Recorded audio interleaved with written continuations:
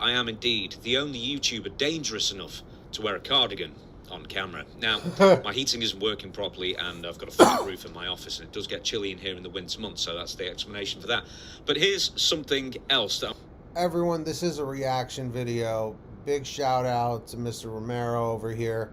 Tell him, you look great in the cardigan, my friend. You look fine. I'm going to make a even longer point at than my cardigan. So, this claim comes from Freddie Prinze Jr. He's an actor. I know him best from Friends. He's the Manny in that, but also the Scooby-Doo franchise. But also, he was a WWE writer between the years, I believe, of 2008 and 2012. Now, I imagine he does indeed have contacts in the television business. How could he not? I completely forgot that Freddie Prinze Jr. was writing for WWE at one point. I completely forgot that. Did you remember? Including Disney, which he claims he does. And he made a statement that WWE are saying is far-fetched and completely wrong. But if you do the maths on all this, that it doesn't sound so far-fetched whatsoever. So we're going to get to the quote here. ESPN, by the way, is so unhappy with the deal. Now, he's talking about the ESPN deal with WWE. They've signed a $1.6 billion deal for 5 years to host their PLEs. Now, continuing with quotes, I was talking to a friend of mine who works for Disney, and he was just like, oh, yo, they better make their money back on this deal. Like he said, they're hot as in angry, I guess, rather than attractive. Guys, we need to buy more PLEs, Prinze Jr. added. So, but I mean, why are they unhappy? Is it because, because of the failure of Survivor Series? I mean, I could see them being like a little worried, like, oh, whoops. I'm going to go to the ESPN claims. Now, this is actually from a little while ago. This is from data from Antenna, and this is from Last Word of Sports. ESPN Unlimited garnered 2.1 million sign-ups from August the 21st to September 30th. Once again, this is from October 21st, this report, and then we'll build up to it, obviously. To put into perspective, ESPN's deal for the WWE's premier live event on the app is valued at $325 million per year. Wow. The value of the ESPN deal comes from how many fans end up paying for the WWE on the app. Now, right. This is from the Observer Radio. Dave Meltzer, he claimed, and a lot of people have run with that number, and we're going to get to that number as well in a minute, that only 100 to 125,000 of the new subscribers to the ESPN app came for the WrestlePalooza show. Now, that number's going to come up again and again, and it came up here as well a couple of days later. So, in response to that report saying 100 to 125,000, Austin Karp of the Sports Media Journal revealed on the whatever podcast that there was indeed the Sports Media Podcast spike in new sign-ups around WrestlePalooza, and that the early days of WWE's deal with ESPN are in a better place than others have claimed. Okay. So once again, it's a Meltzer number that's got out there, and people are sort of dismissing it now. And we all know how everybody feels about Dave Meltzer. It's either you love the guy or you can't stand the guy. Okay? I'm not going to start sharing how I feel about it because I don't want to have, an uproar in the comment section. But it's just, WWE just is not the same the way it used to be. It just isn't.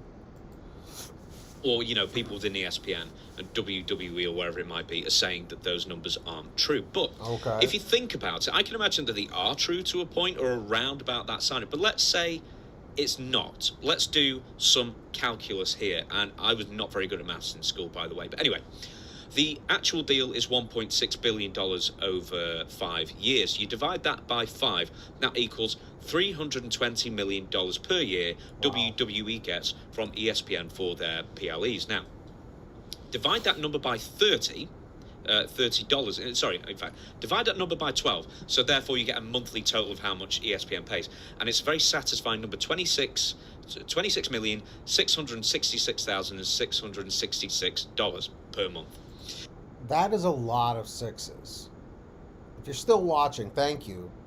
Comment a lot of sixes. Then divide that number by 30. Now, that will be the $30 sign-up per customer. And that comes to an incredibly satisfying 888,888. There you go. That's how many subscribers ESPN would require to break even. Now, let's say there are some hidden administrative costs there as well. So let's round it up a little bit on ESPN's part, and let's round it up a bit to 900,000 subscribers or so every month for ESPN to break even. Now, that's how many new customers ESPN would need from the off for WrestlePalooza, right? And then they would have to remain signed up to once again to break even, give or take. But also keep in mind that a lot of people signing up for ESPN, the online app, will also get it annually rather than monthly, and therefore their bills drop. They pay for 10 months rather than 12, and therefore their bills are $25 per month instead of 30, the equivalent of. So realistic. Do you feel like they're actually getting a deal with it at 25 as opposed to 30? I mean, how do you feel? I mean, it's $5 over the course of a year. You're saving about $60. You know, I mean, it's something, I guess. With so many annual sign-ups, WWE estimated, this is a very rough estimate, keep in mind, ESPN would need an extra 1 million fans to sign up for the WWE content monthly to break even. Right. Now, let's say that Meltzer claiming 100 to 125,000 sign-ups just for WrestlePalooza is wrong. Why don't we say it's double, for example? Well, guess what? Let's be really charitable here, and let's say it's double. 250,000 new subscribers for WrestlePalooza. If ESPN is happy with those numbers, or the top brass in ESPN are happy with those numbers, may I suggest that they get another line of work, because they are losing ridiculous. Another line of work because of that. This is why I watch James. I'm a big fan of his stuff. Dutch Martel and Dutch Mantel, and Stevie Richards as well. Definitely subscribe to all three of them. Links in the description. Amounts of money, they're only even achieving, and I'm being very generous with the numbers there, a quarter of the subscribers, the sign-ups they would actually require to break even. And if we go with 125,000, that's 1/8. If we go with 100,000, that's 1/10 of the people they need to sign up and to not lose a tremendous amount of money. But then there are responses already to Freddie Prinze Jr.'s comments. Now, there's a couple here. This is the first one. This is from Sean Ross Sapp. He said he reached out to people in ESPN. A WWE higher-up said, and WWE, said no one in WWE upper management is aware of Freddie Prinze's role in wrestling or otherwise. Well, I'm pretty sure that Triple H would probably remember Freddie Prinze Jr., considering they're in the same company for 4 years. And he is definitely a higher-up. So they're already trying to discredit him by saying nobody's heard of the guy.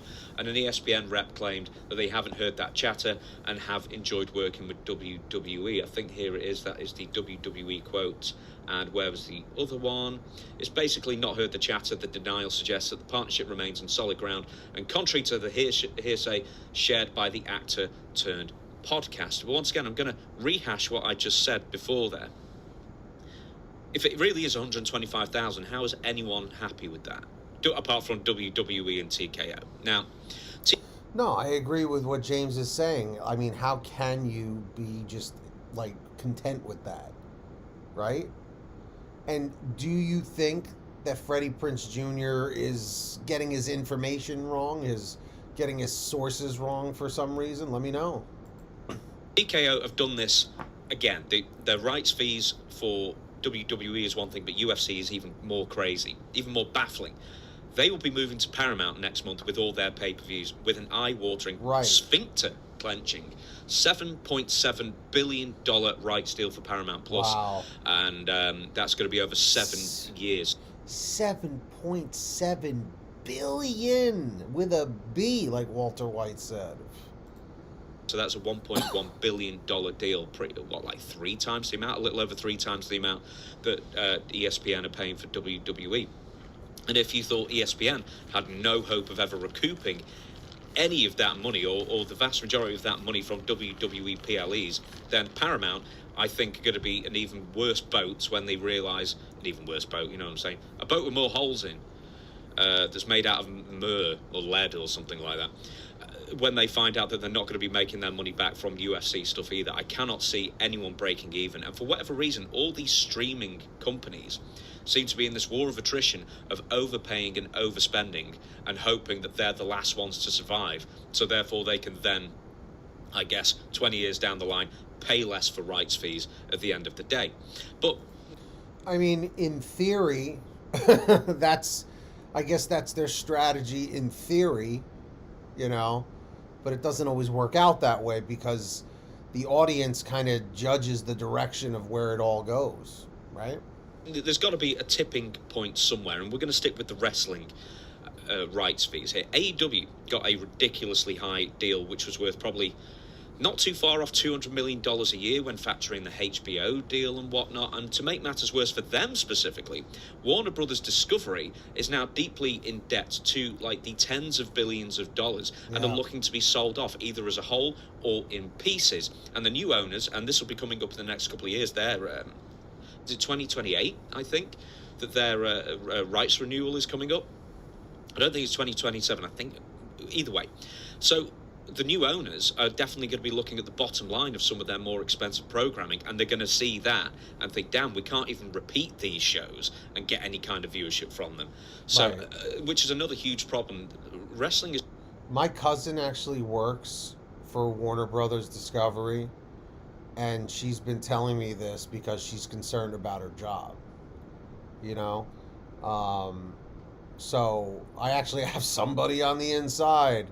And I got to tell you, it is very scary to know what these companies deal with when it comes to the almighty dollar. It's treated like sports, as in it's one run and it's done. But they get... But they're not like measured the same as sports. They're measured like entertainment, but with entertainment shows that aren't like news or current affairs or whatever it might be. Right. There's a value in repeating them ad nauseum, same with films. Anyway, WWE through... And also, guys, if you wouldn't mind, let's see if we can just hit the 1 like goal and the 1 subscriber goal if you're new here. Really grateful for you all, seriously. USA, which is 280 million. Netflix, 500 million a year. CW Network, 25 million. And ESPN, 280 million a year. Deals. They receive, WWE does $1.125 billion per year just in rights fees. And due to the sinking of the ratings across the board, I'm sure, more than sure, that ESPN are regretting signing on the dotted line, especially with those numbers. Even if you double those numbers, even if you quadruple those numbers, they are still making a tremendous loss that was originally reported as 100 to 125,000. Now, wrestling, ever since Nielsen ratings changed to panel plus big data, do not ask me to explain what that means. I do, but it will take a long time. So this is the new methodology they've been working with since October. It is seen something like a 15% drop across the board, a reduction in the amount of viewers being reported as actually watching all wrestling. That's WWE and AEW. And even factoring in all of that, wrestling viewership across the board is still down from 2024. And let's also not forget that advertising on wrestling shows is hard to sell because companies don't want their products associated with pro wrestling. They don't see pro wrestling fans as valuable fans to be selling products to. You know, that is a good point. You know, let's put it this way. Certain TV shows work best with certain companies and commercials. You know, like back in the day, Chef Boyardee was a huge sponsor of WWE and WWF because I guess they figured their fans loved beefaroni. Comparatively speaking to other sports or other major entertainment. Now, that's why Fox got rid of SmackDown, despite the fact they were doing really good ratings at the time, especially in that last year. Now, I say all this because ESPN, or I believe that ESPN, could well have buyer's remorse, as Freddie Prinze Jr. has indicated. Now, I believe that Netflix has got buyer's remorse because, as far as we can tell, very roughly speaking, the viewership has collapsed on Netflix for Raw since the beginning of the year. USA Network, the viewership has pretty much collapsed there as well. They're now doing occasionally under 1 million because viewership for all WWE programming is doing so poorly, even when factoring in the gathering of new viewership data. Now, USA Without SmackDown would drop significantly in the cable rankings as an entire cable channel. So at least for them, it's kind of a necessary evil to overpay to have something that brings in, still, comparatively speaking, decent ratings. But right, but there's a very, very good reason why the ratings keep going down and down and down. Okay? It's the creative team. Poor booking, poor storylines, or, there's a reason why they're calling 2025 Survivor Series Boar Games instead of War Games, okay? I think out of all those deals, only the CW network at this point is actually thinking, relatively speaking, they got a bargain with NXT, because USA Network pays over 11 times the amount of money that CW Network does for less than double the views. Now, although SmackDown will be going to 3 hours, it's still not even a remotely good deal when you compare to the CW NXT deal. Now, to have spokespeople for ESPN say that they are gloriously ecstatic with the WWE deals, they're walking around their offices nursing semis that are disturbing the line of their chinos, about how pleased they are with the WWE deal and how to, with the WWE deal on board with ESPN. I'm just not buying that for a second, not with the numbers we've got, and not if we go extraordinarily generous with the numbers that they could potentially have as well. Once again, TKO did a fabulous job selling the virtues and the potential of WWE programming, as well as UFC programming, to a world-leading media distributor. That's to their credit.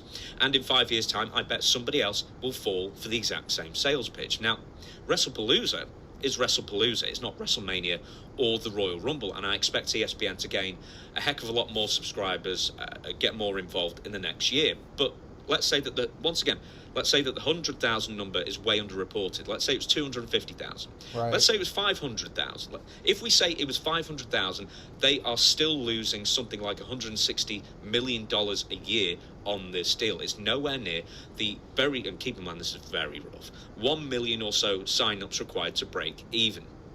And here's... Do you think they're going to be able to get the 1 million sign-ups? Okay? It's not impossible, but it will certainly be a challenge at this juncture. What do you guys think? Let me know in the comments. The bigger issue.